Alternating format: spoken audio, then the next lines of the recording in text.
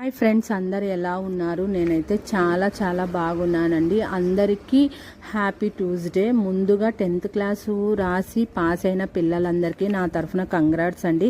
ఈరోజైతే నేను మటన్ పాయ చేయడానికి మీ ముందుకు వచ్చేసాను. ముందుగా మటన్ పాయాకి అల్లం, కొత్తిమీర, కొబ్బరి, వెల్లుల్లి, ధనియాల పొడి, కొత్తిమీర కలిపి మిక్సీ వేసుకోవాలి.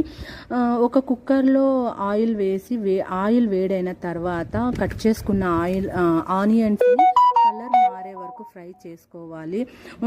తర్వాత ఈ పాయా పీసెస్ వేసి ఉప్పు, పసుపు వేసి బాగా కొద్దిగా ఫ్రై చేసుకోవాలి. తర్వాత మనం మసాలా నూరి పెట్టుకున్న దానిని వేసి మరి ఒకసారి ఫ్రై చేసుకోవాలి. మనకు ఎంత పులుసు కావాలో దానిని బట్టి వాటర్ పోసుకొని కుక్కర్లో 10 విజిల్ వచ్చేదాకా విజిల్ పెట్టుకోవాలి. అంతేనండి, ఎంతో రుచికరమైన పాయ రెడీ. ఈ వీడియో మీకు నచ్చినట్లయితే ప్లీజ్